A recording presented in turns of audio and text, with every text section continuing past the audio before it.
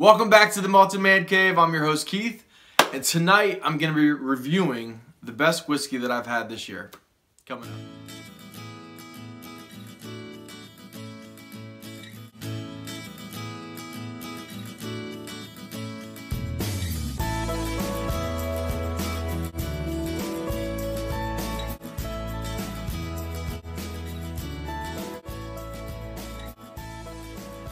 Alright, so we're back, and tonight I'm going to be reviewing, yes, another Springbank, but it is a good one. And as I said before, this is probably the best whiskey that I've had this year.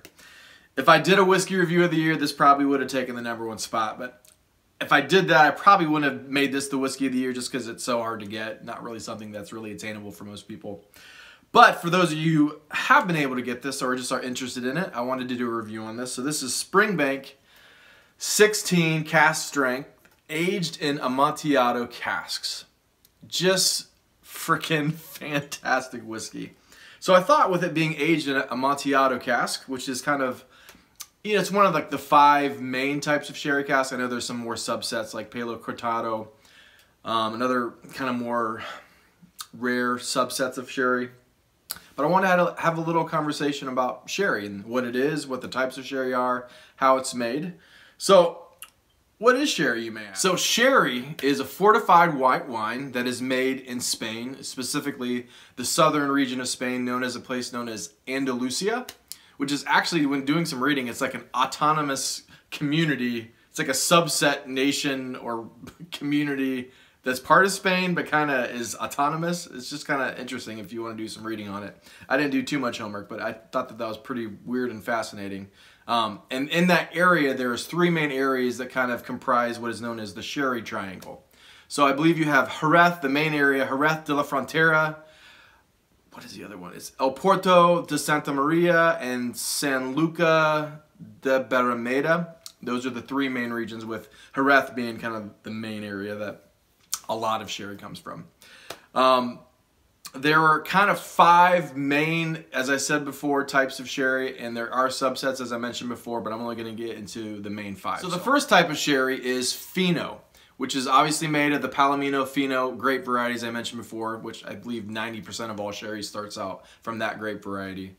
And they mash up the grapes, they add the fermentation, the yeast to ferment it, and then they put it in the cask. And kind of something strange happens through natural processes is they fill the cask about 4/5, ish full.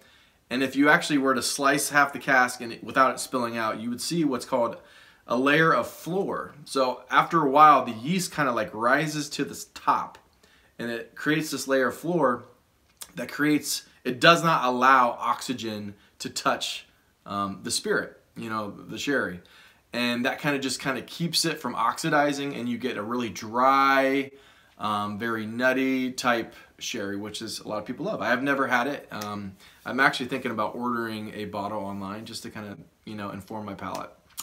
The second type is manzanilla, or manzanilla. I think it's manzanilla is like the correct way in Spanish to pronounce it. And that's pretty much just a Fino that is made in a specific area. And I think it's the San Luca de Barrameda. It's just basically a Fino that's made there, so it's like a specific type of Fino, manzanilla. So the third main type of sherry is Amontillado. And as I mentioned before, the whiskey that we're reviewing tonight, or that I'm reviewing tonight, was aged in Amontillado casks. And it is kind of the best of both worlds. I know I haven't got into Oloroso and Pedro Jimenez, but they are allowed to oxidize. And I'll get more specifically into this, whereas Fino and manzanilla, they have that layer of floor to prevent it from oxidizing. So this is the best of both worlds. So it starts out as a Fino, and then about halfway through the process, they add the fortified distilled grape spirit that kind of kills off the floor. The high alcohol kills off the floor, the yeast, and then allows it to oxidize. So hence you get Amontillado, which is kind of just known as being this like complex, the best of both worlds, kind of the best sherry in some people's opinions. Another thing that can happen with Amontillado is they may not actually halfway through, add the distilled grape spirit, the fortified part of it, to kill off the floor. If they let it age for long enough, the floor dies on its own, and thus it becomes an Amontillado. It's like an extra old Fino, which I'd never read before. I'd done quite a bit of research on it, and I actually, right before I did this review, I was just doing a little bit more research just because I'm fascinated by it, and I heard that. So I thought I'd throw that little fun fact in there for you guys. And the fourth main type of sherry is Oloroso. And whiskey lovers around the world are most familiar probably with Oloroso and Pedro Jimenez. And what kind of separates them from the Finos, the Amontillados, the Manzanilla is that it is immediately fortified. So they take the grape spirit, they take the grapes, they ferment it, and then they immediately fortify it with a kind of distilled grape spirit. And that immediately creates the floor from creating. It is not created, and it just starts oxidizing the whole way through. So kind of a good visual and a kind of good way to understand is if you take an apple and you bite into it and then you let it sit for a while, you know how it kind of gets brown? That is, you know, it becoming oxidized. And so just imagine kind of these grapes getting this oxidization. It kind of gets this like sticky, fruity, nutty, chocolatey, like sweetness. It just kind of makes it more sweeter. And it kind of gets rid of some of those dry notes.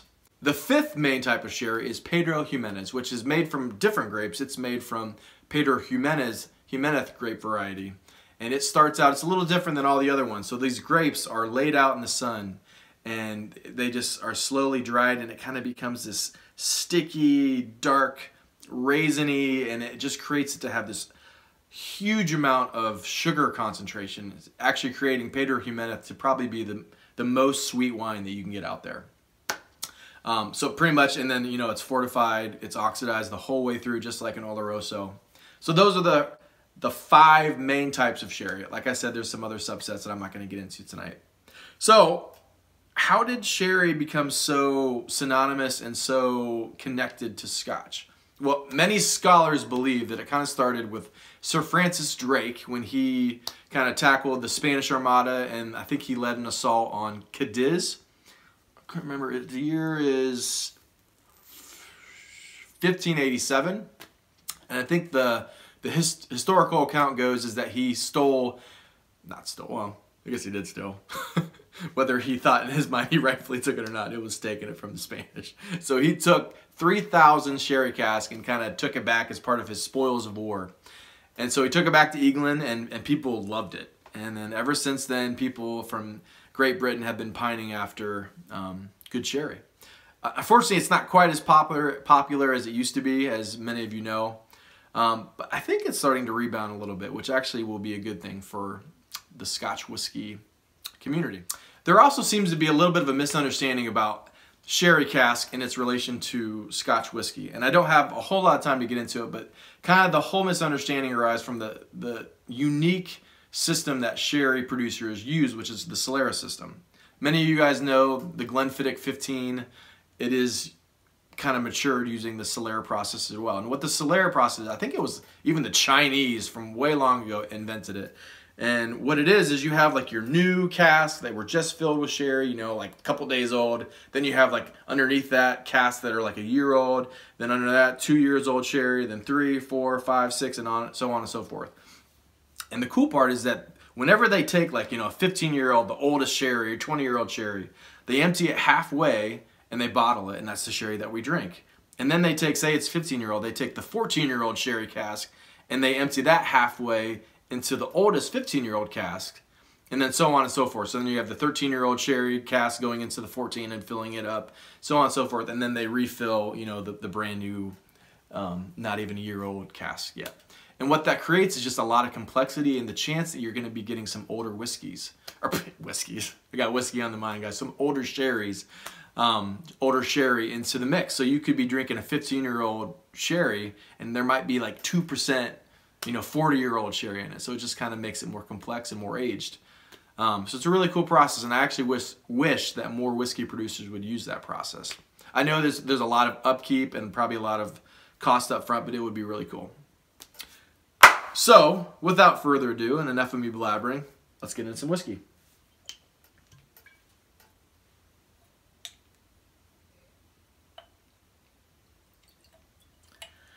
Oh, just a little bit left. A couple more specifics about this bottle. Cask type, as I said before, Amontillado sherry. It was distilled in June of 1996. Number of bottles, there's only 576 bottles of this made. It was bottled in December of 2012. Comes in at a whopping 54.4% ABV, non-colored and non-filtered as every Springbank is. Just, like I said, the best whiskey I've tasted this year. So, and I better not mess up this review because this is all I got left. Oh my gosh. It's been 6 months or 5 months since I've tasted this. I do this to myself. I get so excited, then I drink it like all the way down or give samples to friends, and then I have this queue of all these whiskeys that I'm trying to review or that Dave and I are reviewing, and then I just have this little bit left, and I was actually afraid that this was going to get too oxidized, speaking of oxidization, but no, it's still good. So I get just the subtle, mild smoke and cheese that I get with a lot of Springbank. And again, that Springbank funk that is just, it's really muted because this is 16 years old. Amontillado is kind of a very mellow, kind of middle complex type sherry. So it's not hardcore Springbank funk like you would normally get, like on the 12 or the 10. A really gentle floral. I think it's lilies and buttercups. Oh my gosh, buttered rolls. I've had buttery bourbons, buttery scotch before. This is the first time I actually literally, like, it's like I took a roll and buttered it and like smelled it. Buttered rolls. Candied pecans. Acorns of all things. I've never got that nut before, but I get acorns in here. And a little bit of aniseed. I wanted to drink this so bad, but I got so many more notes. Oh my gosh. It literally smells like a candy store. It is so sweet, but yet it's not cloying because you have, you know, this a little bit of smoke, those kind of umami, cheese, you know, funky Springbank goodness. Menthol, parsley, tobacco, and a little bit, just, it's not real salty, but a little bit of that, you know, Springbank coastal marine salty note. Like a sour maple syrup. I put maple syrup in my notes, but now that I'm smelling it, it's like a sour maple syrup, if that is really possible to happen, but sour maple syrup. Apple and watermelon Jolly Ranchers, which is a candy in the States. I don't know if you guys get that in other parts of the world. And lastly, a slightest touch of cinnamon and a little bit of cookie dough that I get with a lot of Springbanks. So into the palate.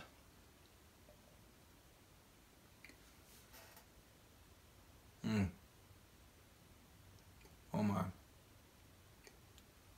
Oh my. Oh, I forgot. I forgot how good it was. Oh, immediately, Demerara Sugar, candied sugared plums. Whew, it just takes over. Mellow raisins, prunes, like milk chocolate syrup. You know, like it's not quite as sweet as like the Hershey's chocolate syrup that you'd make like mixed with milk to get chocolate milk. Just some kind of chocolate syrup.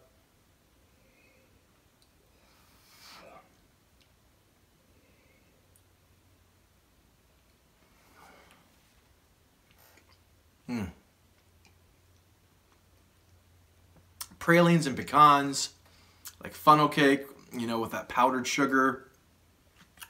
Mild, again, sugar cookie dough this time, as if you have like what you're gonna make the dough for a sugar cookie before you baked it. Then it kind of transitions to a little bit bitter, earthy vegetal notes, so it doesn't become too cloying, which is why it really works. This might be too sweet if it didn't have that. And then lastly, oak, leather, a little bit of Coco Lopez or coconut, kind of like that I get with a lot of Glendronachs. And then lastly,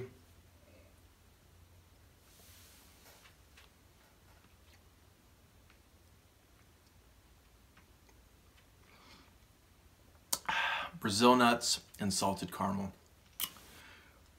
On the finish, again, you get that sour maple syrup, kind of bitter to milk chocolate syrup, and then kind of the earthy vegetal notes, a little bit of parsley, menthol, raisins, and then like kind of sugared candied plums again. How does it end? A little bit of drying oak.